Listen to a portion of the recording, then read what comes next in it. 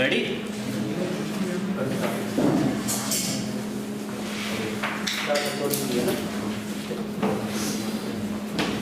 Hello everyone, मैं अंकित आदित्य आप सभी का हाईटेक क्लासेस के ऑनलाइन प्लेटफॉर्म पर हार्दिक स्वागत अभिनंदन करता हूं। तो दोस्तों, आज अपन जर्नल एग्रीकल्चर के ऊपर डिस्कस करेंगे। किसके ऊपर? जर्नल एग्रीकल्चर के ऊपर। लेकिन जर्नल एग्रीकल्चर के ऊपर डिस्कस करने से पहले मैं आप लोगों से कुछ पूछूंगा। सीधी सी बात भाई, आप लोग यहाँ मीन क्या है? Agriculture, journal agriculture. भाई एग्रीकल्चर होती क्या है? सभी एग्रीकल्चर से पढ़ के आए हो 11th में, सभी के सभी, ठीक है। अगर मैं बाई चांस बात करूँ कि सिंपल फॉर्म में एग्रीकल्चर ही क्या होती है, तो एग्रीकल्चर ही क्या होती है? कृषि विज्ञान का मतलब क्या है? सीधा सा मीन अपन यहीं से डिस्कस करते हैं कि एग्रीकल्चर का मीन क्या है। तभी आप लोगों को पता चला गया कि हमें पढ़ना है या नहीं पढ़ना, क्योंकि किसी भी चीज़ को पढ़ने से पहले अपने को उसको मोटो पता होना चाहिए कि इस चीज़ की अपने को जरूरत है या नहीं। अगर जरूरत है तो वाकई में आप इस क्लास में बैठने लायक है कि नहीं है? तो कौन बताएगा एग्रीकल्चर मीन्स क्या होता है? लास्ट वन, फर्स्ट, यस, हाँ, what you mean by agriculture? Agriculture क्या होती है? नहीं पता? बैठो। एग्रीकल्चर, नेक्स्ट, एग्रीकल्चर, हाँ या ना? यस, बैठे बैठे हाँ या ना गर्दन हिलाते रहो। पता है एग्रीकल्चर के बारे में क्या होता है? कृषि करना, पशुपालन, ठीक है, बैठ। नेक्स्ट, हाँ या ना? नहीं, चलिए नेक्स्ट। विज्ञान की वह शाखा जिसमें कृषि संबंधित सभी क्रियाओं का अध्ययन करना। कृषि संबंधित सभी क्रियाओं का अध्ययन करना। नेक्स्ट,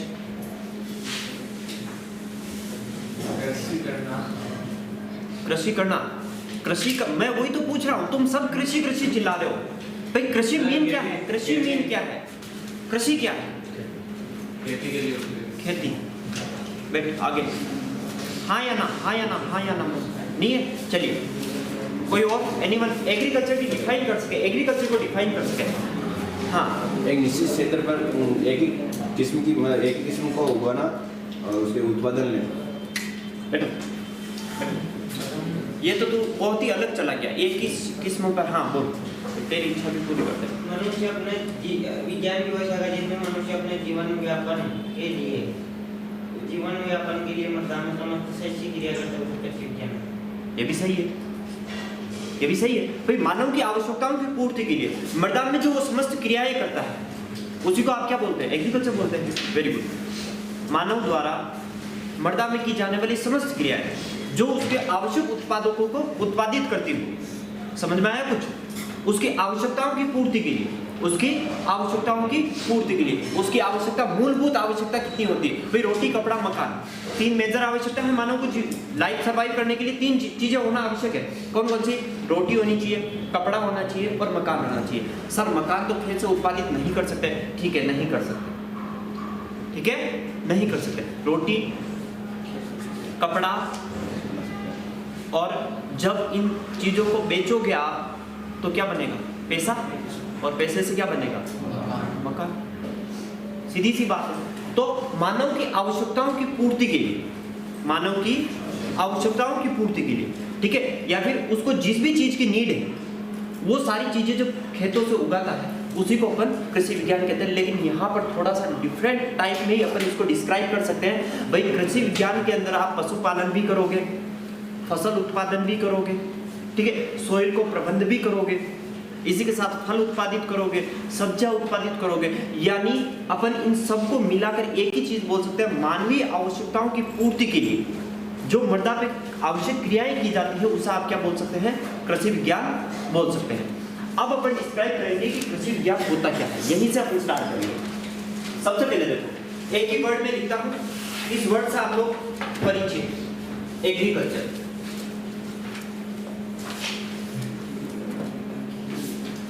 जो भी नया वर्ड लगे लिखते रहना साथ के साथ, जो भी एकदम फ्रेश हो उसको साथ के साथ लिखते रहना। भाई परिचय पता चल गया, आज पहली बार एक अफसोस हुआ कि भाई 11th भी एग्रीकल्चर से पढ़ी, 12th भी एग्रीकल्चर से पढ़ी और एग्रीकल्चर की डेफिनेशन ही नहीं पता।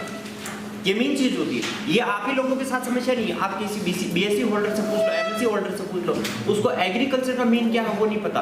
अब वो चाहे मास्टर डिग्री ले रहा है, बैचलर डिग्री ले रहा है, लेकिन उसको पर्टिकुलर एग्रीकल्चर का मीन क्या है वो नहीं पता। तो एग्रीकल्चर को मैं दो लैंग्वेज में लिख रहा हूँ, एक तो हिंदी में लिख रहा हूँ और एक इसमें लिख रहा हूँ इंग्लिश में। इन दोनों मीन में आप लोगों को बताना है। भाई ये तो सिद्ध हो गया। इसकी डेफिनेशन कैसे लिखोगे कि मानवीय आवश्यकताओं की पूर्ति के लिए मानव जो मृदा पे समस्त क्रियाएं करता है, ठीक है, जिसमें पशुपालन भी कर लेगा, ठीक है, फसल उत्पादन भी कर लेगा, फल उत्पादित भी कर लेगा, सब्जी उत्पादित भी कर लेगा, वो सारी की सारी कमोडिटी किसमें कंप्लीट होगी? एग्रीकल्चर में कंप्लीट होगी। लेकिन अब मैं इस वर्ड को तोड़कर अपन इसकी बात करते हैं, ठीक है। किसी ने भी ये नहीं बोला कि कृषि विज्ञान की एक शाखा है और कृषि को एक कला और विज्ञान कहते हैं। किसी ने बोला ये चीज? अगर कोई बंदा ये बोलता तो भी मैं मानता हूँ उसको एग्रीकल्चर का बेस पता है। मतलब इट मीन्स आप लोगों का बेस बिल्कुल जीरो है। और किसी भी चीज के किसी भी कंपटीशन में सिलेक्शन होने के लिए नॉलेज सबसे जरूरी है। आप किताबें कितनी छान मारो, किताबें कितनी पढ़ लो, कोई मतलब नहीं है, कभी सिलेक्शन नहीं ले पाओगे जब तक आपका माइंड आपके साथ नहीं है, आपका नॉलेज आपके साथ नहीं है। क्योंकि भाई आप भी किताबों से पढ़ रहे हैं, जाहिर सी बात है अगर किसी कंपटीशन में 1 लाख स्टूडेंट बैठा है और वो कंपटीशन में बैठा है तो जो आप पढ़ रहे हो वो भी पढ़ रहा है, जो आप पढ़ रहे हो वो भी पढ़ेगा। जाहिर सी बात है, फ्री फोकट में तो कोई कंपटीशन आता नहीं है। तो इट मीन्स आपको सिलेक्शन लेने के लिए कुछ हटके करना पड़ेगा। और हटके क्या करोगे? आपका जो बेस है, आपका जो नॉलेज है, उस नॉलेज को आप कंप्लीट करेंगे। समझ में आया कुछ? नॉलेज अगर आपका कंप्लीट है, इट मींस आप लोग एग्रीकल्चर में सब कुछ कर सकते हैं। आपके पास इतनी सारी कमोडिटी, इतनी सारी जॉब है। मैं अगर यूँ कहूँ कि आप खुदा ना खास्ता जो गवर्नमेंट जॉब नहीं भी लगते हैं, फिर भी आप सालाना एक गवर्नमेंट सर्वेंट से ज़्यादा सैलरी कमा सकते हैं। कंपोस्ट बना के बेचिए, वर्मी कंपोस्ट बना के बेचिए, लाखों में इनकम होगी। यूपी की जो लड़कियाँ हैं पायल वगैरह करके करोड़ों रुपए कमाती है एक साल में। गवर्नमेंट सर्वेंट कमाता है करोड़ रुपए? कोई गवर्नमेंट सर्वेंट कमाता है? नहीं कमाता। लेकिन आप लोग कमाओगे। जब कब कमाओगे? जब ये आप में नॉलेज होगा, जब आप में सीखने की एक ललक होगी। और ये ललक आज आप लोगों को क्रिएट करनी है, ठीक है। तो सबसे बेस मैंने यहाँ 2 वर्ड लिखे, एग्री और कल्चर, ठीक है। एग्री और कल्चर, जाहिर सी बात है मीन सबका क्लियर हो गया। एग्रीकल्चर से किसी को कोई डाउट नहीं है। 11th और 12th में जो जिन्होंने नहीं पढ़ा वो यहाँ पर उसने एग्रीकल्चर कंप्लीट कर लिया। जाहिर सी बात है कुछ सीखने का मिला। भाई 2 साल आप 11th 12th में पढ़ के आए, आप लोगों को एग्रीकल्चर का मीन नहीं पता था और आज आप वो चीज़ क्लियर करके निकले हो, ठीक है। अब अपन बात करते हैं शब्द के ऊपर।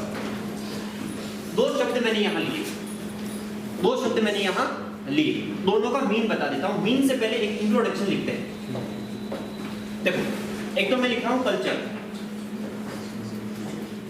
और एक लिख रहा हूँ लॉजी या नोमी। 2 वर्ड लिखे मैंने और दोनों वर्ड जाहिर सी बात है कोई भी टीचर आता है इन दोनों वर्ड के बारे में बताता है। सही बात है, दोनों वर्ड के बारे में बताता है। अपवाद भी बताता है। मैं अपवाद और इम्प्रूव करूंगा, मैं अपवाद और इम्प्रूव करूंगा, यानी इम्प्रूव यानी और ज़्यादा एक्सप्लेन करूंगा, और ज़्यादा अपवाद अपन इसके अंदर ऐड करेंगे। सबको पता होमोलॉजी अपवाद होती है, अपन इसमें अपवाद में और चीज़ लेके आएंगे, ठीक है, वो भी देखेंगे। भाई कल्चर जिसके भी पीछे लगा वो क्या है? लैटिन शब्द है। लॉजी नोमी जिसके भी पीछे लगा है वो क्या है? ग्रीक है। अब इसके ऊपर की बात डिस्कशन अपन आगे करेंगे। लेकिन अगर मैं बात करूं एग्रीकल्चर की, ठीक है, तो ये कितने शब्दों से मिलकर बना है? एग्री या एगर प्लस कल्चर, यही है। कल्चर बोल सकते हैं, कल्चरा बोल सकते हैं, कोई दिक्कत नहीं है। कल्चर बोल सकते हैं या कल्चरा बोल सकते हैं, कोई दिक्कत नहीं है, ठीक है। एगर का मीन्स क्या होता है? एगर का मीन्स क्या होता है? सोइल, मृदा, सीधी सी बात है, ये सोइल या मृदा। और कल्चर का मीन्स होता है टू कल्टीवेशन। क्या होता है?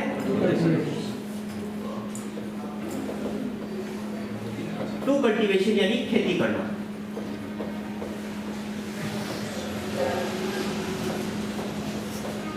ठीक है, यानी अब इस एग्रीकल्चर का मीन आप निकाल सकते हैं, मृदा पर खेती करना, यही होगा। द कल्टीवेशन ऑफ सॉइल या फिर मृदा पर खेती करना क्या कहलाता है? कृषि विज्ञान कहलाता है। इस शब्द का यही मीन है भाई। एग्रीकल्चर लैटिन भाषा का शब्द है। किस भाषा का? लैटिन भाषा का। मेरे को लिखने की जरूरत थी नहीं थी, क्यों? क्योंकि यहाँ मैंने ऑलरेडी लिख दिया। जिसके भी पीछे कल्चर है वो क्या है? लैटिन। ठीक है, जिसके भी पीछे कल्चर है वो लैटिन है। जिसके भी पीछे ग्रीक लॉजी या नोमी है वो क्या है? ग्रीक। ये चीज मेरे को लिखने की जरूरत नहीं थी, लेकिन मैंने आप लोगों को बोला बेस कंप्लीट करते चलना, नॉलेज कंप्लीट करते चलना। अगर किसी को चीज कोई समझ में नहीं आ रही वो एक बार नहीं 2 बार पूछो, ठीक है? कंप्लीट करके ही निकलो। जो टॉपिक क्लास में पढ़ रहे हो वो यही कंप्लीट करके निकलो, सबसे बेस्ट चीज है। डेफिनेशन कर ली सर। मानवीय आवश्यकताओं की पूर्ति के लिए, मानवीय आवश्यकताओं की पूर्ति के लिए मृदा पर जो भी मानव क्रियाएं करता है वो सारी की सारी किस्म आती है? कृषि विज्ञान में आती है। चाहे वो पशुपालन हो, चाहे वो फसल उत्पादन हो, चाहे वो फल उत्पादन हो, चाहे वो सब्जी उत्पादन हो, चाहे वो एग्रो फॉरेस्ट्री हो, चाहे वो एक्सटेंशन हो। समझ में आया कुछ? यानी मानवीय आवश्यकताओं की पूर्ति के लिए मानव जो भी मृदा पर क्रियाएं करता है वो सारी की सारी क्या है? कृषि विज्ञान है। ठीक है, कृषि क्या है? एक कला और विज्ञान है। कृषि क्या है? एक कला और विज्ञान। सर कला और विज्ञान क्यों बोलते हैं? आपके घर पे कितने लोग हैं ऐसे हैं जिनके घर पे खेती करते हैं? ठीक है, मोस्ट ऑफ सब खेती करते हैं। ठीक है, यानी 99.9% खेती करते हैं आप लोग। ठीक है, क्या आपके पेरेंट्स ने कभी किसी से पूछा कि भाई मेरे खेत में गेहूं लगाने में मैं कितनी बीज दर डालूं, मैं कितना पानी डालूं, मैं कब इसकी जुताई करूं? पूछा किसी से? नहीं पूछा। वो कहाँ से सीखे? अपने पापा मम्मी से। आप कहाँ से सीखोगे? अपने पापा मम्मी से। ये क्या है? आर्ट ही तो है। और जो अपन परंपरागत तरीके से सीखते हुए आते हैं वो क्या है? एक आर्ट है। एक आर्ट है ना, तो इसीलिए अपन इसको कहते हैं एक कला और विज्ञान। क्या कहते हैं? कला और विज्ञान। ठीक है सर, आर्ट के तो बारे में आप लोगों ने बता दिया, विज्ञान के बारे में बता दो। विज्ञान जो आप लोग पढ़ रहे हैं, जो आप लोग पढ़ रहे हैं भाई साइंटिफिक तरीके से पढ़ते हैं। आपको जब भी गेहूं स्टार्ट करवाया जाता था आपको पहले क्या दिया जाता? बॉटनिकली क्लासिफिकेशन दिया जाता है। ट्रिटिकम एस्टिवम इसका क्या है? साइंटिफिक नेम है। ग्रेमिनी या पोएसी इसकी क्या है? क्रोमोसोम नंबर 2n बराबर 40। ओरिजिन पैलेस, उत्पत्ति स्थान, ये सारी चीजें आप लोगों को यहाँ पर बताई जाती है। बताई जाती है कि आपने पापा मम्मी ये चीजें पढ़ के खेती करते हैं? गेहूं बोने से पहले, चना बोने से पहले वो उनका बोटनिकल नेम पूछते हैं। इंग्लिश में क्या कहते हैं, हिंदी में क्या कहते हैं, इसके उपनाम क्या है पता करते हैं? नहीं करते। यानी वो अपनी जो खेती करते हैं वो अपने माइंड बेसिस से करते हैं। और आप लोग जो एक सिस्टमेटिक पढ़ते हैं वो क्या है? विज्ञान। इसीलिए कृषि को क्या कहते हैं? विज्ञान और कला, यानी कला और विज्ञान कहते हैं। अब आपसे जब भी पूछे कोई कृषि क्या है तो एक कला और विज्ञान है। कृषि क्या है? कला और विज्ञान है। इसी के साथ कृषि किसकी शाखा है? कृषि एक विज्ञान की शाखा है। किसकी है? विज्ञान। जब भी पर 11th-12th में कृषि विज्ञान पढ़े थे उसके पीछे कृषि पूरा ऐसे नहीं दिया हुआ था। सब्जेक्ट का नाम कृषि नहीं होता, कृषि के पीछे क्या लगा रहता है? विज्ञान लगा रहता है। यानी कृषि क्या है? एक विज्ञान की शाखा है। कृषि क्या है? एक विज्ञान की शाखा है। अब ये क्वेश्चन आप लोगों की जेट में काफी बार पूछा जाता है और लड़के कंफ्यूज हो जाते हैं, सर इसमें क्या करना है? जाहिर सी बात है, कृषि क्या है? विज्ञान की शाखा है। हॉर्टिकल्चर कृषि विज्ञान की शाखा है। ये बात की बात है। ठीक है, ब्रांचेज अपन इसके ऊपर डिस्कस करेंगे लेकिन ये बाद में करेंगे। तो ये बेसिक कॉन्सेप्ट अपना यहाँ पर क्लियर होता है। इसी के साथ एक क्वेश्चन जो मॉडिफाइड एग्जाम होता है ना, ICR वगैरह, उसमें काफी बार पूछा जाता है इस कृषि के बारे में। अगर आपसे देके पूछे कि एग्रीकल्चर किस भाषा का शब्द है, आप बोलोगे सर लैटिन। लेकिन आपसे दे दे कृषि किस भाषा का शब्द है, तब क्या करना है? संस्कृत करना है। क्योंकि जो कृषि है ये कृष धातु से बना है। किससे? कृष धातु से बना है। और ये कृष धातु कौन सी है? संस्कृत। ये चीज क्लियर हो जाएगी। अब ये चीज मैंने कहीं से नहीं उठाई, ये चीज मैंने आप लोगों की 12वीं की किताब से उठाई। समझ में आया? कुछ याद आया? 12वीं की किताब में एज इट इज लिखा हुआ है कृषि शब्द कृष धातु से बना हुआ है। अब यहाँ पर दोनों अलग अलग तरीके से क्वेश्चन पूछा जाएगा, ध्यान रखना। जब भी एग्रीकल्चर के बारे में पूछा जाएगा तो एग्रीकल्चर को हिंदी में एग्रीकल्चर लिख के देगा, समझ में आया? एग्री और कल्चर हिंदी में लिख के देगा, और जब भी उसको हिंदी में इस तरह से पूछना होगा तो कृषि पूछेगा। जब भी संस्कृत वर्ड से आंसर चाहिए होगा उसको तो कृषि पूछेगा, बाकी उसको लैटिन आंसर चाहिए होगा तो वो क्या पूछेगा? एग्रीकल्चर। तो यहाँ पर अपना मीन कंप्लीट हो जाता है कि एग्रीकल्चर क्या होती है, कंप्लीट। अब अपन बात करते हैं एग्रीकल्चर की शाखाओं के ऊपर। किसके ऊपर? शाखाओं के ऊपर, कि इसकी ब्रांचेस कौन कौन सी है, भाई क्या क्या इसकी शाखाएं। तो देखो आपका जो सब्जेक्ट है वो 3 ब्रांचेस लेके आता है। कितनी ब्रांचें लेके आता है? 3। आपके सब्जेक्ट में सबसे इंपॉर्टेंट 3 ब्रांचें हैं इसकी। देखो पहली एग्रोनॉमी, ठीक है, agronomy, horticulture and animal husbandry. ये 3 ब्रांचें जहां पर भी जाओगे आपके पीछे फेविकॉल की तरह लग के चिपकी रहेगी। चाहे आप जेट दो, आईसीआर दो, सुपरवाइजर दो, डबल एओ दो, एओ दो, ठीक है, डबल एआरओ दो, एआरओ दो, कुछ भी दो, ये तीनों ब्रांचें ऐसी है सार्वभौमिक, हर कंपटीशन एग्जाम में पूछी जाती है, क्योंकि कृषि का आधार ही ये तीनों ब्रांचें हैं। कृषि का आधार ही क्या है? तीनों ब्रांचें। एक में फसल उत्पादन करेंगे, मृदा प्रबंध करेंगे, दूसरी में फल उत्पादन करेंगे, सब्जी उत्पादन करेंगे, फूल उत्पादित करेंगे, एरोमेटिक प्लांट यानी सुगंधित पादप उत्पादित करेंगे, औषधीय पादप करेंगे, ठीक है, और इसमें क्या करेंगे? पशुपालन।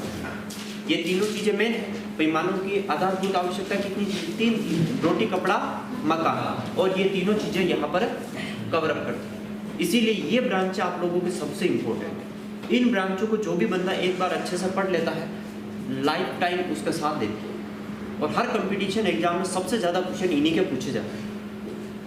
कंप्लीट हो जाएगा। एक एक ब्रांच को लेकर अपन पढ़ेगा, ठीक है। तो देखो यहाँ पर वैसे मेजरली काफी सारी ब्रांचें दी हुई, काफी सारी ब्रांच, मैं हर ब्रांच के बारे में डिस्क्राइब करूंगा, ठीक है। सपोज दे आपने अभी तक इस क्लास के अंदर देखो एग्रोनॉमी पढ़ा है, सॉइल साइंस पढ़ा है, वीड मैनेजमेंट पढ़ा है, इरिगेशन पढ़ा है, ये सारी पर्टिकुलर अलग अलग ब्रांचें। हॉर्टिकल्चर पढ़ा है, ठीक है, क्रॉप प्रोडक्शन पढ़ा है, फूड प्रोडक्शन पढ़ा है, वेजिटेबल प्रोडक्शन पढ़ा है, ठीक है, फ्लावर प्रोडक्शन पढ़ा है, एरोमेटिक एंड मेडिसिनल प्लांट पढ़े हैं, सारे पढ़े हैं। एनिमल हस्बेंड्री पढ़ी है, एनिमल में उसका जनरल केयर पढ़ा है, डिजीज पढ़ा है, ठीक है। इसी तरह से आप लोगों ने पैथोलॉजी पढ़ी है, ठीक है, पैथोलॉजी यानी रोग प्रबंधन पढ़ा है, इंसेक्ट पढ़ा है, एंटोमोलॉजी पढ़ा है, ठीक है। सिर्फ नहीं पढ़ा तो क्या नहीं पढ़ा? एक्सटेंशन नहीं पढ़ा, इकोनॉमिक्स नहीं पढ़ा, स्टैटिक्स नहीं पढ़ा, ठीक है।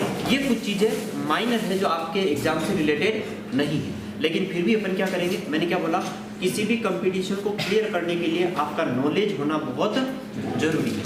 तो देखिए इसकी कौन कौन सी ब्रांच है। सबसे पहली ब्रांच कौन सी आ रही है? एग्रोनॉमी। इसको आप कहो तो पीछे एक एक स्लाइड में खोलते हुए चलते हैं, है ना, अपने पास है सारी चीजें, एक एक स्लाइड पे अपन इसको लेके चलते हैं। एग्रोनॉमी पहली ब्रांच कौन सी ले रहा हूं?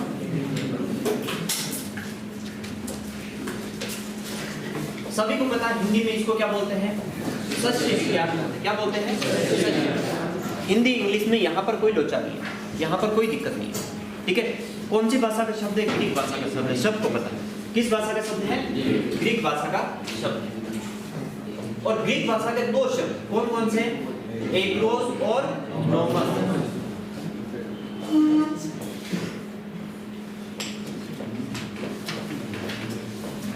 किसी की भी डेफिनेशन निकालनी हो ना एग्रीकल्चर में, इस तरह से आप आराम से निकाल सकते हैं। किसी भी शब्द की डेफिनेशन निकालनी हो इस तरह से आप आराम से निकाल सकते हैं। एग्रोस प्लस नोमस, एग्रोस और नोमस। क्या होता है एग्रोस का मतलब? खेत। एग्रोस का मतलब क्या है? खेत यानी फील्ड, और नोमस का मतलब क्या है? प्रबंध यानी मैनेजमेंट।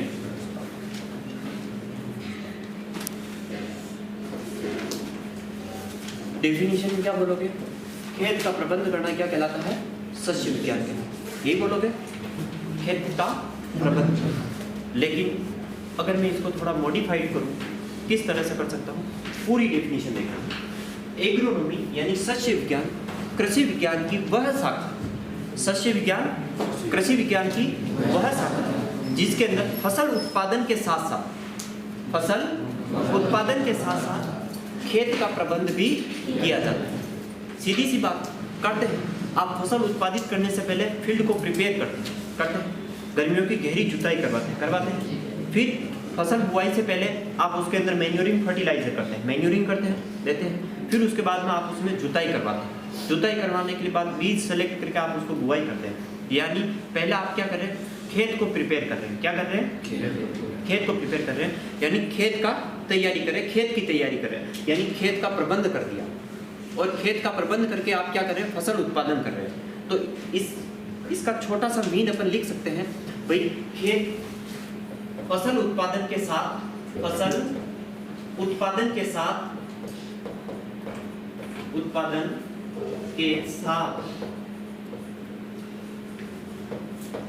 खेत या क्षेत्र है ना, दोनों चीज लिख सकते हैं, क्षेत्र प्रबंध।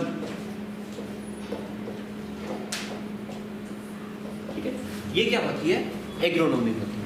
अब इसमें मेरे को ये लिखने की जरूरत थी कि सस्य विज्ञान कृषि विज्ञान की शाखा है, ये लिखने की जरूरत है नहीं है। ये चीजें आप समझ गए, क्योंकि अपन ने जब एग्रीकल्चर के ऊपर चर्चा की थी तो एग्रीकल्चर को मैं कहाँ लेके गया, साइंस के अंदर लेके गया। और अब मैं जब पर्टिकुलर किसकी ब्रांचों की बात कर रहा हूँ, एग्रीकल्चर की ब्रांच है, यानी सीधी की सीधी है, सारी की सारी शाखाएं किसकी है, कृषि विज्ञान की है। तो इसमें बार बार एक ही चीज बार बार लिखने से अच्छा ठीक है ना कि आप डायरेक्ट समझे कि सस्य विज्ञान एग्रीकल्चर की शाखा है। सस्य विज्ञान किसकी शाखा है, कृषि विज्ञान की वह शाखा है जिसके अंतर्गत फसल उत्पादन के साथ साथ क्षेत्र प्रबंध भी किया जाता है। एग्रोनॉमी में कोई किसी को दिक्कत हो जाएगा, किसी को कोई दिक्कत नहीं। ठीक है, इस एग्रोनॉमी के बाद में जो सेकंड ब्रांच आती है वो क्या आती है, हॉर्टिकल्चर।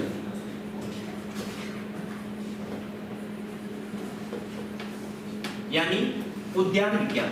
अब यहां देख, यदि कोई बच्चा उद्यान विज्ञान याद करके जाता है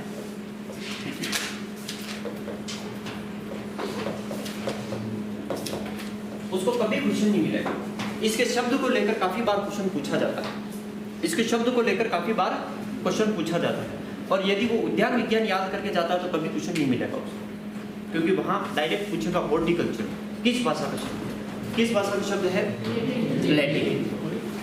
हॉर्टिकल्चर लैटिन भाषा का शब्द है, किसका, लैटिन। और लैटिन भाषा का दो शब्द कौन कौन से, हॉर्टस प्लस कल्चरा या कल्चर,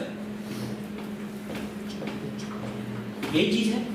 कल्चरा का मीन मैंने पहले ही बता दिया था, क्या होगा, टू कल्टीवेशन यानी खेती करना।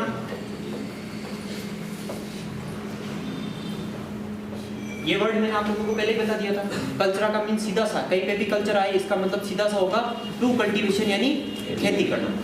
हॉर्टस का मतलब क्या होगा, गार्डन यानी उद्यान, यानी the cultivation of garden is known as horticulture, यानी उद्यान की खेती करना क्या कहलाता है, उद्यान विज्ञान कहलाता है। सीधी सी बात है, उद्यान की खेती करना उद्यान विज्ञान। क्या उद्यान विज्ञान के अंदर या फिर आप उद्यान के अंदर जब भी आप ओवर चार्ट लगाते हैं तो क्या आप गेहूं बोते हैं, चना बोते हैं, जौ बोते हैं, नहीं बोते। यानी आप क्या लगाओगे, फल फूल सब्जियां।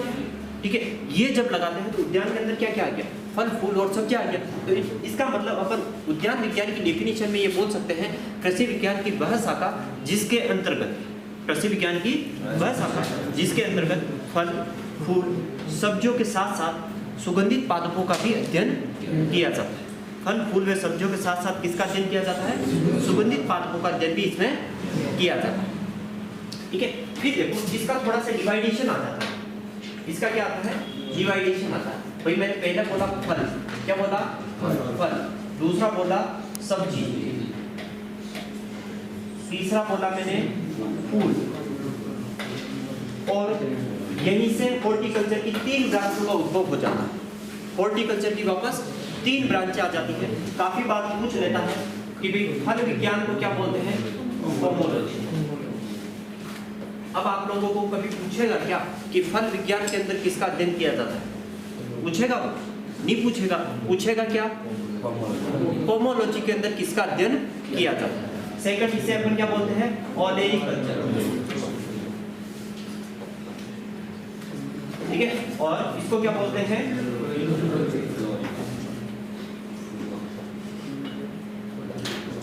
फ्लोरिकल्चर। फ्लावर प्लस कल्चर यानी फूलों का अध्ययन करना, एक लैटिन शब्द ऑलेरी कल्चर। इसके ऊपर अपन डिस्क्राइब करेंगे, ये इंपॉर्टेंट है, सबसे ज्यादा इंपॉर्टेंट है और काफी बार पूछा भी जाता है और लड़के कंफ्यूज हो जाता है ऑलेरी कल्चर शब्द क्या है, ठीक है। तो देखो सबसे पहले पोमोलॉजी के ऊपर चर्चा करते हैं। किसके ऊपर, पोमोलॉजी। अब पोमोलॉजी में एक चीज आप लोगों को मैंने पहले ही बता दी, ये क्या है, अपवाद। क्या है, अपवाद। क्योंकि एक्चुअल में ये क्या है, देखो इसको सबसे पहले डिवाइडेशन करें तो पोमम प्लस लोजी या लोकस, लोजी या लोकस। अब जिसके भी पीछे लोजी है वो क्या है, एक ग्रीक शब्द है। कौन सा है, ग्रीक। और ग्रीक शब्द इस लोजी का मतलब क्या होगा, टू स्टडी। क्या होगा, यानी अध्ययन करना।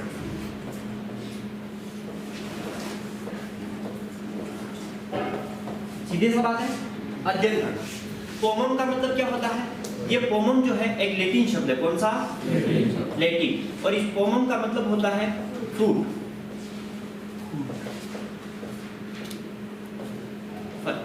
यानी ये जो पोमोलॉजी शब्द है ये किस भाषा का है, पहले क्या आ रहा है, लैटिन आ रहा है प्लस ग्रीक। अब आप लोगों को ऑप्शन में इस तरह से भी मिल सकता है, लैटिन ग्रीक, ग्रीक लैटिन। तो थोड़ा सा ध्यान रखना पड़ेगा कि पोमम जो शब्द है, पोमम क्या है, लैटिन शब्द है और लोजी जो है वो क्या है, एक ग्रीक शब्द है। पोमम का मतलब क्या होता है, फल। और यहाँ पर आप लगा सकते हो फलों का अध्ययन क्या कहलाता है, पोमोलॉजी। फलों का अध्ययन क्या कहलाता है, पोमोलॉजी। और ये क्वेश्चन बनेगा, पोमोलॉजी में किसका अध्ययन किया जाता है, फलों का अध्ययन किया जाता है। पोमोलॉजी ही अपवाद नहीं है, ध्यान रखना। सिट्रीकल्चर, कौन सा है, सिट्रीकल्चर।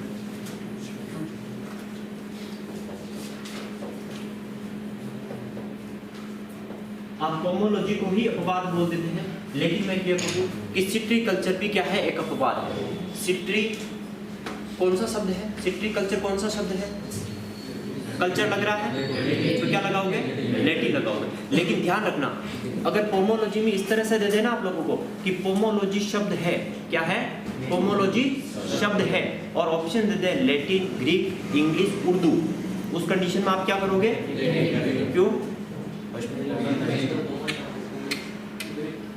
उस कंडीशन में आप लोजी पकड़ो, उस कंडीशन में क्या पकड़ोगे, लोजी, और उस कंडीशन में आप करोगे ग्रीक। यदि बोथ ऑप्शन में दे रखा है तब तो कोई दिक्कत है ही नहीं, यदि बोथ ऑप्शन में दे रखा है तब तो अपन कोई दिक्कत है ही नहीं, अपन बोथ करेंगे।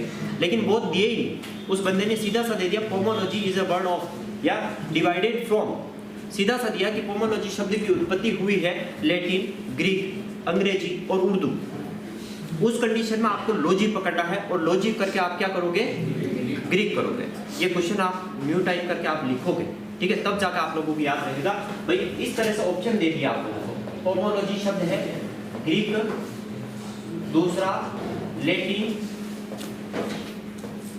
तीसरा उर्दू और चौथा अंग्रेजी। उस कंडीशन में आपको क्या करना है, ग्रीक करना है, क्योंकि आप इस कंडीशन में लॉजिक को फॉलो करेंगे। किसको करेंगे, लॉजिक को। अगर इस तरह से ऑप्शन है भाई, पहला ग्रीक, दूसरा लैटिन, तीसरा बोथ और चौथा नन या नन ऑफ दिस, ठीक है। तो इस कंडीशन में आप क्या करेंगे, बोथ करेंगे, ठीक है। ये आप लोगों को दोनों को पता रखना पड़ेगा। सिट्रीकल्चर की बात करेंगे, भाई देखो सिट्रस का मतलब क्या होता है, सिट्रस का मतलब नींबू वर्गीय फल। सिट्रस का मतलब क्या होगा, नींबू वर्गीय फल। और जो सिट्रस शब्द है ये क्या है, दो शब्दों से मिलकर बना है, सिट्रस प्लस कल्चर, यानी the cultivation of citrus fruits, the cultivation of citrus fruit. नींबू वर्गीय फलों की खेती करना क्या कहलाता है, सिट्रीकल्चर कहलाता है। नींबू वर्गीय फलों की खेती करना क्या कहलाता है, सिट्रीकल्चर। लेकिन ये जो सिट्रस शब्द है ये क्या है, एक ग्रीक शब्द है। कौन सा शब्द है, ग्रीक। और इधर ये कल्चर कौन सा है, लैटिन, यानी कि ये भी अपवाद है, ये भी अपवाद है। तो ध्यान रखना, पोमोलॉजी तो है लैटिन ग्रीक और सिट्रीकल्चर क्या है, ग्रीक लैटिन। ये भी अपवाद है और ये कौन सा शब्द है, ग्रीक और लैटिन। और ये सिट्रीकल्चर भी आप पढ़ेंगे हॉर्टिकल्चर के अंदर, इसलिए ये जानना भी आप लोगों के लिए बहुत जरूरी है। और यही कॉन्सेप्ट यहाँ पर भी क्लियर होगा। इसका क्वेश्चन भी इसी तरह से पूछा जाता है, हालांकि आईसीआर में क्वेश्चन पूछता है इसका, इतना डीप क्वेश्चन आईसीआर में चलता है, आपके जेट में नहीं चलता, लेकिन फिर भी आप लोग इसको अच्छे से क्लियर करेंगे, हो जाएगा। अभी तक किसी को कोई दिक्कत? सेकंड ब्रांच स्टार्ट करें, ओलेरिकल्चर।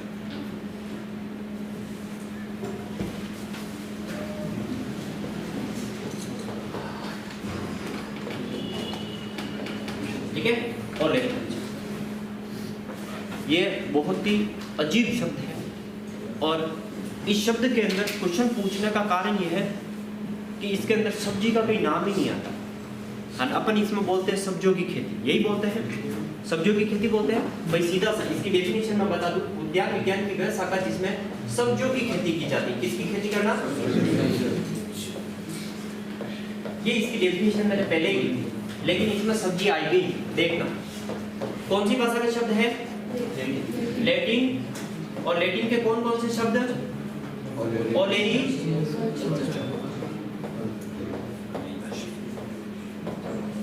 Plus culture.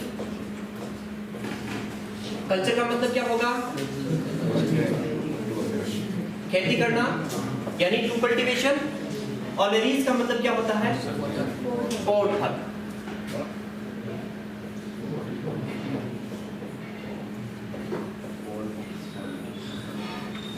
पॉट का मतलब होता है गमला और हब का मतलब होता है शाखीय पौधे, शाखीय पौधे या पादप। सब्जी का नाम आया भाई, इसीलिए पूछा जाता है कि ऑलेरी कल्चर के अंदर ऑलेरीज का मतलब क्या है। ऑलेरी कल्चर के अंदर ऑलेरीज का मतलब क्या है? सब्जी या शाखीय पादप जो गमलों में लगाए जाते हैं। पॉट का मतलब तो आप सभी जानते हैं क्या होता है, गमला। और हर्ब का मतलब क्या होता है? हर्ब का शाखीय पादप। क्या शाखीय पादप बड़े बड़े वृक्ष होते हैं? हाँ? होता है क्या? नहीं होते। इट मीन्स ऐसे पादप जो छोटे छोटे गमलों में लगाए जाते हैं, ऐसे पादप जो छोटे छोटे गमलों में लगाए जाते हो। अब आप बोलोगे सर सब्जियां कहाँ गमले में लगाते हैं? कभी नाम सुना है किचन गार्डन? सब्जियों की खेती का सबसे प्राचीनतम तरीका कौन सा है? Kitchen garden. जब मार्केट में सब्जियों की कोई वैल्यू नहीं थी, लोगों को ये पता नहीं था सबसे बड़ी कैश क्रॉप है सुबह हार्वेस्ट करो शाम तक पैसे अपनी जेब में, सुबह हार्वेस्ट करो शाम तक पैसे अपनी जेब में, या फिर शाम को हार्वेस्ट करो सुबह पैसे अपनी जेब में। ये स्रोत जब पता नहीं था, जब प्राचीनतम तरीके से देखें तो अपन क्या करते थे, सब्जियों को अपने घरेलू आवश्यकताओं की पूर्ति के लिए अपन घरों के ऊपर, घरों के अंदर गमले वगैरह में लगाते थे। और आज भी करते हैं लोग, आज भी करते हैं। घरों के ऊपर जो पुरानी मटकियाँ वगैरह होती है खराब हो जाती है, उसको क्या करते हैं अपन तोड़ते हैं। तोड़ने के बाद उसमें मिट्टी भरते हैं।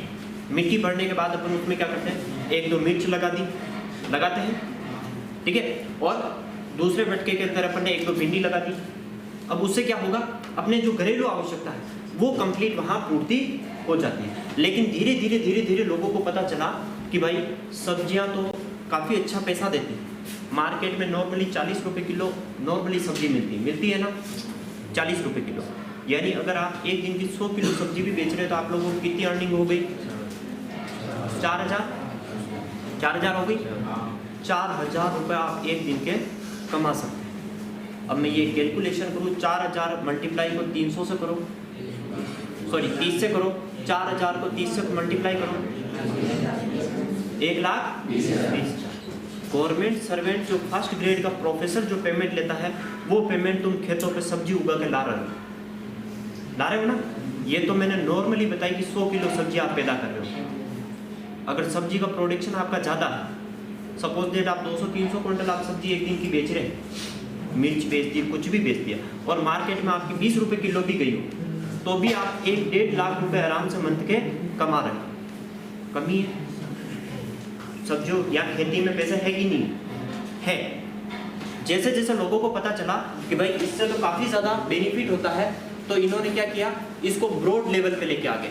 और ब्रॉड लेवल मीन्स खेतों में लेके आ गए और खेतों के ऊपर इसकी कल्टीवेशन करने लगे। लेकिन अगर प्राचीनतम तरीका देखें तो सब्जियों को सबसे पहले किस में लगाते थे, गमलों में लगाते थे। और गमलों में लगाने का कारण क्या था, भाई घरेलू आवश्यकताओं की पूर्ति, यानी एज ए किचन गार्डन, यानी गृह वाटिका की तरह वो लगाते थे। इसीलिए इस शब्द में सब्जी का कोई प्रयोग नहीं करते, पॉट हर्ब का प्रयोग करते हैं। यानी पॉट हर्ब का मतलब शाकीय पौधे, जो एक वर्षीय एनुअल प्लांट होते हैं, एक वर्षीय पौधे होते हैं, एक वर्षीय यानी अपना जीवन चक्र पूरा एक वर्ष में कंप्लीट कर देते हैं। छोटे छोटे हर्ब होती है, छोटी छोटी शाकीय पादप होती है, इसीलिए इसके अंदर अपन सब्जियों का अध्ययन करते हैं।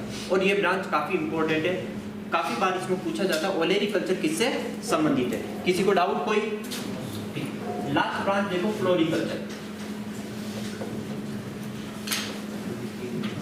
फ्लोरिकल्चर, किसी को कोई दिक्कत नहीं है फूलों की खेती करना, फूलों की,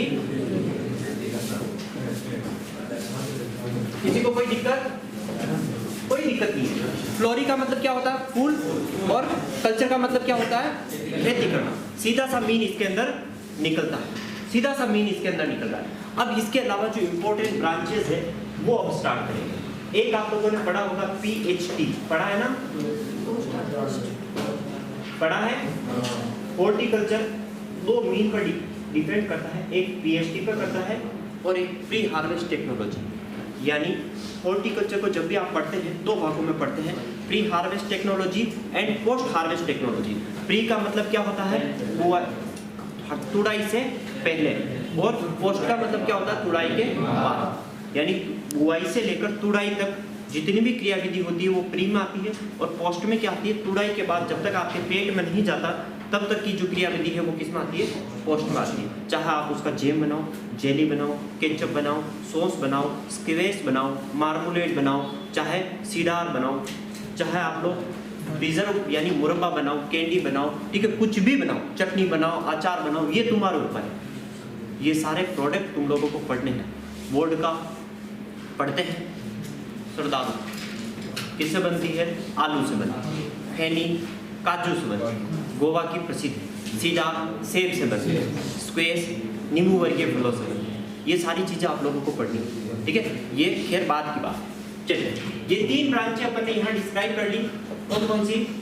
एनिमल में कोई दिक्कत है ही नहीं, एनिमल की पूरी ब्रांच मैंने आप लोगों को बताई है कि कृषि विज्ञान की वह शाखा जिसके अंदर पशुओं का पालन पोषण भरण, ठीक है, और उनके आवास व्यवस्थाओं का अध्ययन किसमें किया जाता है, एनिमल में किया जाता है। तो इन शॉर्टली अपन यहाँ इस तरह से लिख सकते हैं, पशु पालन, पशु का पालन पोषण व आवास व्यवस्था।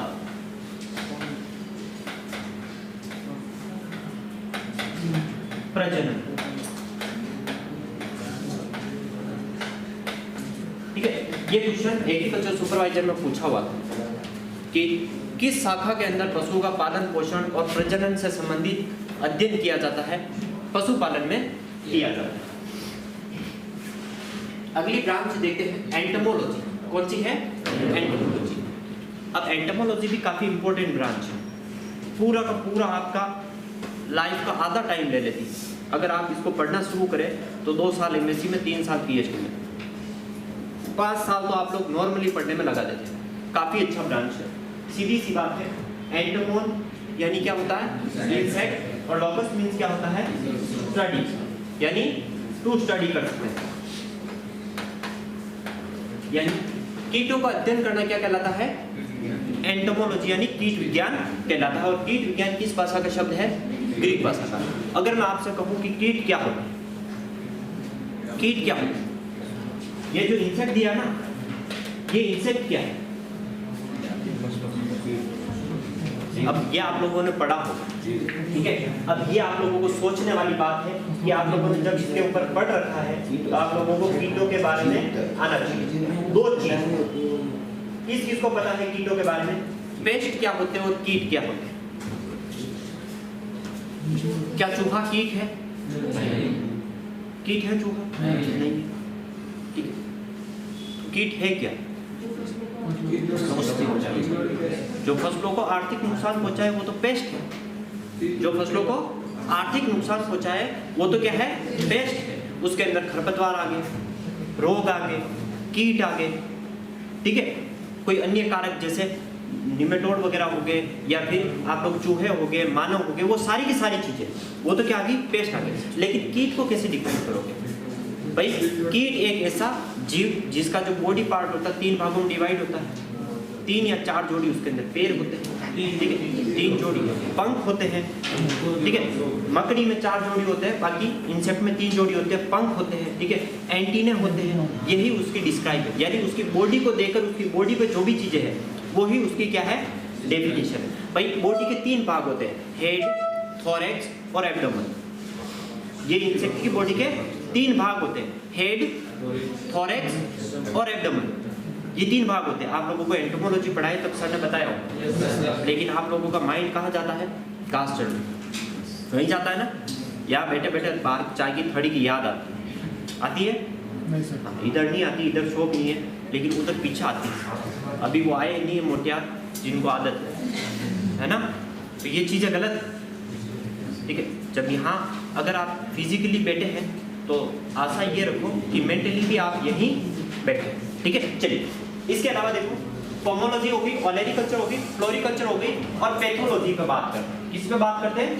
पैथोलॉजी पे। देखो पैथोलॉजी मीन्स देख लो पहले, पैथोलॉजी एक ग्रीक शब्द है। पैथोलॉजी का मतलब क्या है? एक ग्रीक शब्द है। अगर मैं बोलूं पैथोस और लोगस, पैथोस और लोगस, अगर इसको डिवाइड करूं मैं, पैथोस का मतलब क्या होता है? सफरिंग इन प्लांट्स, यानी पौधे के अंदर उत्पन्न होने वाली पीड़ा, पौधे के अंदर उत्पन्न होने वाली पीड़ा, जिसका मतलब क्या होता है? पैथोस। पैथोस और लोगस, लोगस का मतलब तो आप लोगों को पता है, टू स्टडी, और पैथोस का मतलब होता है पौधे के अंदर उत्पन्न होने वाली पीड़ा। और पीड़ा जब भी होती है तो क्या होता है? रोग आता है। क्या आता है? रोग। यानी रोगों का अध्ययन क्या कहलाता है? पैथोलॉजी कहलाता है। अगर आपसे पूछ ले कि पैथोस मीन्स क्या होता है, तो आप बोलेंगे सफरिंग इन प्लांट्स, यानी पौधों के अंदर उत्पन्न होने वाली पीड़ा। और पौधों के अंदर उत्पन्न होने वाली पीड़ाओं का अध्ययन करते हैं, उसी को अपन क्या कहते हैं? पैथोलॉजी, यानी रोग विज्ञान कहते हैं। भाई आपके शरीर में कोई पीड़ा है तो आप क्या कहेंगे? मैं बीमार हूँ, यही कहेंगे ना कि मैं बीमार हूँ। और बीमारी ही क्या है? रोग है। क्या है? रोग। तो पैथोलॉजी के अंदर अपन किसका अध्ययन करते हैं? पौधों के रोगों का अध्ययन करते हैं। और ये भी आप लोगों ने पूरी ब्रांच पढ़ ली, दिनेश सर ने पढ़ा दी कंप्लीट ब्रांच। इसके अलावा निमेटोलॉजी, सूत्रकृमि। सर क्या होते हैं? सूत्रकृमि होते हैं, सभी जानते हैं सूत्रकृमि क्या है। लेकिन अगर मैं पूछ लूँ कि निमेटोड क्या है? एक थ्रेड लाइक स्ट्रक्चर, यानी एक जीवित जीव जिसकी आकृति कैसी होती है? धागे नुमा होती है। पौधे उसकी आकृति कैसी होती है? धागे नुमा होती है। और क्या इन्फेक्शन होता है? सबसे ज्यादा इफेक्टिव कहाँ होता है? रूट जोन में, जड़ों के अंदर लगते हैं। कहाँ लगते हैं? जड़ों के अंदर। आपकी जो सोइल है, 1 मीटर स्क्वायर सोइल में मिलियन निमेटोड होते हैं। कितने होते हैं? मिलियन। काफी सारे बेनिफिटेड होते हैं, काफी सारे लॉसेबल होते हैं, यानी काफी सारे हानियां उत्पन्न करते हैं, काफी सारे आप लोगों के फर्टिलाइजर या फर्टिगेशन में आप लोगों के काम आते हैं। तो निमेटोलॉजी में सीधा सा है, निमेटोड का अध्ययन करते हैं। किसका अध्ययन करते हैं? निमेटोड, यानी सूत्रकृमि जितने भी होते हैं, सूत्रकृमियों का नियंत्रण या फिर सूत्रकृमियों से रिलेटेड जितनी भी स्टडी है, कौन कौन से सूत्रकृमि है, उनके क्या बायोग्राफी है, वो सारी चीजें अपन किसमें देखते हैं? निमेटोलॉजी में देखते हैं। इसके अलावा देखो प्लांट फिजियोलॉजी, पादप कार्य, ये सर आप लोगों को पढ़ा रहे हैं। प्लांट फिजियोलॉजी, रेस्पिरेशन, फोटोसिंथेसिस वगैरह, यानी पौधे की जितनी भी मेटाबॉलिक एक्टिविटी है वो सारी किसमें आती है? फिजियोलॉजी में। प्लांट ब्रीडिंग और जेनेटिक, ये प्योर साइंस का एक टॉपिक है जो आप लोगों को पढ़ता है। इसके अंदर आप लोगों को पता चलता है कि एक नई वेराइटी कैसे डेवलप करें, एक नई वेराइटी कैसे डेवलप करें, वो पादप प्रजनन और आनुवंशिकी में आप लोगों को देखने को मिलता है। आनुवंशिकी यानी क्या होता है? उसकी जीनी स्ट्रक्चर, यानी उसकी इंटरनली कार्यकी क्या है। और प्लांट ब्रीडिंग, आप एक नई वेराइटी डेवलप करते हैं। क्या करते हैं?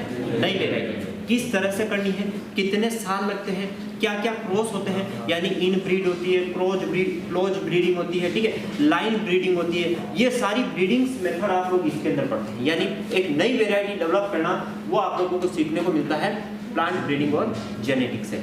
ये सारी चीज़ें आप पढ़ेंगे जब आप ग्रेजुएशन में एंटर करेंगे, और ग्रेजुएशन में आप लोगों को सेमेस्टर वाइज एक एक टॉपिक दिया जाएगा। जैसे एक साल आप लोगों को देंगे कि खरीफ क्रॉप्स पढ़े, रबी क्रॉप पढ़े, इस तरह से। तो आप लोगों को हर एक चीज़ वहाँ पर अच्छे से पढ़ने को मिलेगी। लेकिन वो चीज़ कुछ और ही मज़ा होता है उस चीज़ का, जब आप किसी चीज़ को आगे पढ़ने वाले हैं, उसका बेसिक नॉलेज आपके माइंड में हो। आप जाते ही वहाँ क्लास में बैठे और टीचर ने पूछ लिया भाई पैथोलॉजी के अंदर क्या पढ़ेगा, एक तो होता है ऊपर से पट्टी गिरना, होता है ना कि भाई फिर ऊपर देखते हैं, और आजकल मॉडिफाइड ज़माना, मॉडरेट ज़माना, ऊपर पट्टियाँ मिलती नहीं है, फिर क्या देखेंगे? हाँ, आसमान कौन देखेगा रूम में बैठा बैठा? आसमान देखेगा रूम में बैठा बैठा? भाई किसी की आंखें ऐसे ट्रांसपेरेंट तो नहीं है ना? हाँ, रूम के अंदर कैसे छत नहीं रहेगी? बिना छत का कोई रूम होता है क्या? बिना छत का कोई रूम होता है?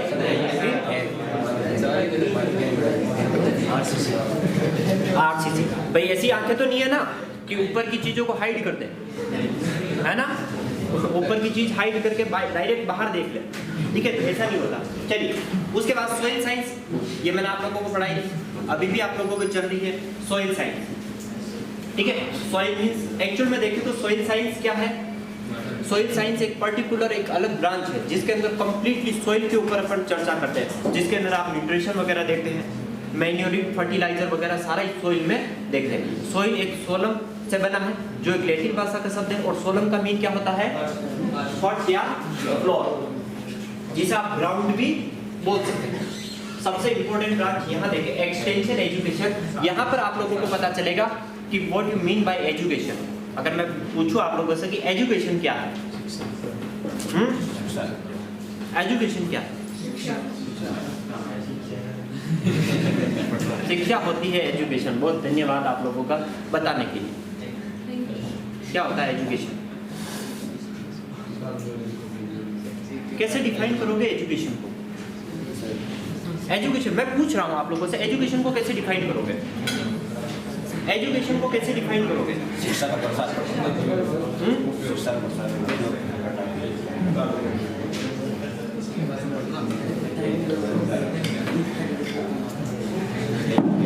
Education is nothing. Education is nothing. Satisfaction of soul. बोलिए, education is nothing, satisfaction of soul, यानी शिक्षा कुछ नहीं है, आत्मा की संतुष्टि है। मानते हैं इस चीज को?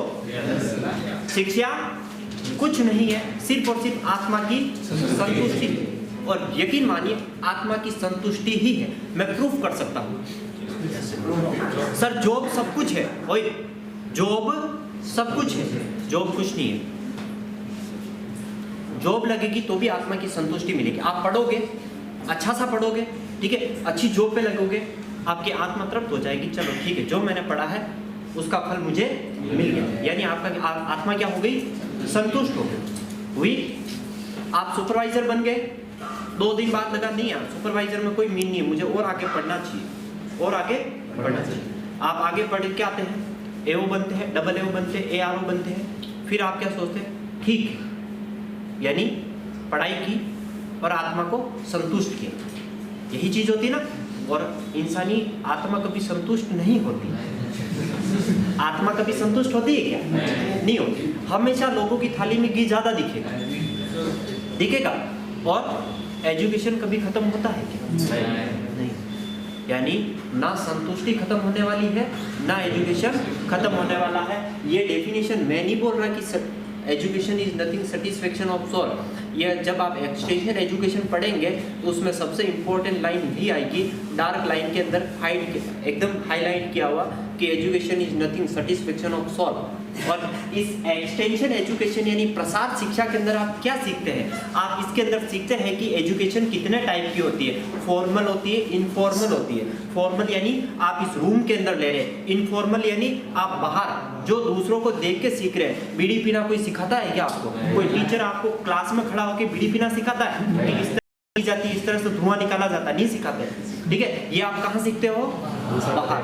वो आपकी इनफॉर्मल एजुकेशन। क्या है? इनफॉर्मल एजुकेशन यानी आप बाहर से कोई चीज देख कर सीख रहे हैं। ठीक है, इस चार दीवारी के अंदर कैद होकर जो भी आप शिक्षा अर्जन कर रहे हैं, जो भी आप शिक्षा ग्रहण कर रहे हैं, ये क्या है? Formal education. क्या है? फॉर्मल। और इसमें क्या है? सीमित चीज है। क्या है? सीमित। मेरे को अनलिमिटेड नॉलेज है, मैं आपको उतना ही दूंगा जितना आपके पास आपके काम का है, जितना आपके काम का है। क्या ये सब्जेक्ट ऐसे खत्म हो जाते हैं? पूरी जिंदगियां निकल जाती हैं इन सब्जेक्ट को पढ़ने के लिए, लेकिन फिर भी मैंने कितना बताया? आपके जितना काम का है उतना मैंने आपको बताया। ठीक है, यानी ये क्या है? फॉर्मल है, एक लिमिटेड एडिशन। यही चीज बाहर जाए एक फार्मर दूसरे फार्मर को देख के सीखता है, इनफॉर्मल एजुकेशन है। और इनफॉर्मल एजुकेशन लाइफ टाइम तक चलती रहती है। अब आपके माइंड में अगर आ जाए कि सर मुझे 12वीं वापस पढ़नी है, 2 साल बाद 3 साल बाद, क्या आपकी इच्छा होगी वापस जाके 12वीं में पढ़ो? है ग्रेजुएशन कर ली, फिर सोचे नहीं यार 12वीं की लाइफ जो स्कूल लाइफ थी मैं बड़ी मिस कर रहा हूँ, एक बार वापस स्कूल में जाना चाहिए। क्या जा पाओगे? नहीं जा पाओगे। यानी लिमिटेड एडिशन, जो बीत गया सो बीत गया। लेकिन इनफॉर्मल एजुकेशन ऐसी नहीं होती। आप कहीं पे भी जाओगे लाइफ में जितनी ठोकरें खाओगे उतना ज़्यादा सीखने को मिलेगा, और that is means informal education. जितना भी आप बाहर से सीखते हैं वो क्या है? Informal education. और जिंदगी भर सीखते रहते हैं, जिंदगी भर सीखते रहते हैं। ये चीज़ कभी नहीं रुकती। यही चीज़ आप लोगों को यहाँ पर देखने को मिलेगी। किसमें? एक्सटेंशन एजुकेशन में। यहाँ पर आप लोगों को पता चलेगा कि लीडर क्या होता है, लीडरशिप क्या होती है, लीडर यानी नेता क्या होता है, नेतागिरी क्या होती है। ठीक है, आपको किस तरह से कैसे लोगों से बात करनी है, एटीट्यूड क्या होता है, ईगो क्या होता है, ये सारी चीजें एक्सटेंशन एजुकेशन सिखाती है। एटीट्यूड मीन्स आपकी अभिव्यक्ति, आप किस तरह के कपड़े पहनते हैं, आप किस तरह से बोलते हैं, आप किस तरह से लोगों से व्यवहार रखते हैं, ये सारा आपका एटीट्यूड है। आप मुझे गुड मॉर्निंग विश कर रहे हैं, मैं आपको गुड मॉर्निंग विश कर रहा हूँ। ठीक है, ये मेरा एटीट्यूड है। समझ में आया? और सामने वाला बंदा इस बंदे को बोले भाई गुड मॉर्निंग, भाई बोले हो होगा, ये क्या है? ईगो। ठीक है, एटीट्यूड होना चाहिए और एटीट्यूड आप लोगों में डेवलप करना पड़ेगा। एक अच्छी लाइफ जीने के लिए एटीट्यूड आप में होना चाहिए। एटीट्यूड का मतलब ये नहीं कि गर्दन यू मोड़ दे। ठीक है, एटीट्यूड का मीन्स होता है कि सामने वाले का आंसर आप किस भाव में दे रहे हैं, आप किस तरह के कपड़े पहन रहे हैं, किस तरह के शूज पहन रहे हैं, किस तरह की आपकी हेयर स्टाइल। जरूरी नहीं है कि एटीट्यूड आप यहाँ से बटन खोल के दिखाएं, है ना? बटन बंद करके भी आप अपना एटीट्यूड शो कर सकते हैं। बटन बंद करके भी आप अपना एटीट्यूड शो कर सकते हैं। यही चीजें कहाँ मिलेगी? एक्सटेंशन एजुकेशन में मिलेगी। इसका मीन देखते हैं। एक लैटिन वर्ड है एक्सटेंशन। एक्सटेंशन क्या है? एक लैटिन वर्ड है। एक्स का मीन्स होता है आउट और टेंशन मीन्स स्टर्चिंग। आउट का मतलब क्या होता है? बाहर। और स्टर्चिंग का मतलब प्रसार करना, यानी शिक्षा का बाहर की ओर प्रसार करना क्या कहलाता है? एक्सटेंशन एजुकेशन कहलाता है। जो भी आपके पास नॉलेज है उसको आप बाहर वितरित कीजिए। और ये चीज़ आप लोग जब एग्रीकल्चर से पढ़ के आ रहे हैं तो जाहिर सी बात है आप लोगों को बाहर जाकर ये चीज़ें फैलानी पड़ेगी। आप वर्मी कंपोस्ट बनाना सीखेंगे, कंपोस्ट बनाना सीखेंगे, घर जाके आप उस चीज़ को अप्लाई करोगे और घर जाके बाद में आपके जो पड़ोसी, आस पड़ोसी जो भी देखने आएंगे आप उनको समझाएंगे।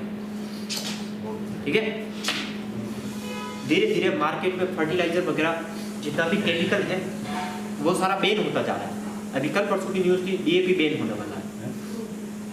इस बार भी डीएपी की काफ़ी सारी सप्लाई कम थी और डीएपी अब मोस्ट ऑफ कंडीशन में बैन होने जा रहा है। जो भी पंजाब हरियाणा की तरफ से है उनको ये बात पता होगी कि पंजाब के अंदर अनलिमिटेड कैंसर पेशेंट है।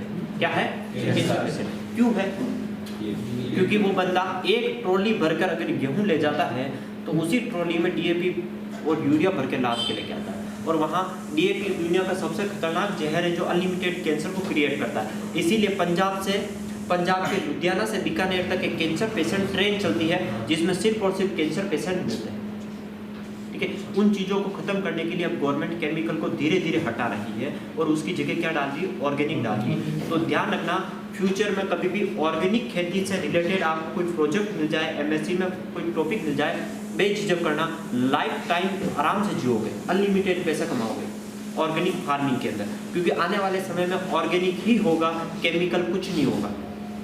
ठीक है, तो ये चीज आप लोगों को कहाँ सीखने को मिलेगी? एक्सटेंशन एजुकेशन में। एक्सटेंशन का मतलब होता है एक्स यानी आउट और टेंशो मतलब स्ट्रक्चरिंग, यानी जो भी आपके पास नॉलेज है आप उसको बाहर प्रसार करें। ठीक है, इसके बाद देखो साइंस में कि जितने भी डाटा बेटा रिलेटेड आते हैं वो इसी से आते हैं, ज्यादा इंपॉर्टेंट नहीं है अपने लिए। एग्रीकल्चर इकोनॉमिक्स यानी कृषि अर्थव्यवस्था। ठीक है, अर्थव्यवस्था मीन समझते हैं इकोनॉमिक्स से रिलेटेड जितनी भी गणना बढ़ना होती है वो इसी में करेंगे, और ये दोनों ब्रांचेस रिलेटेड है, स्टेट और ये दोनों ही आपस में रिलेटेड है।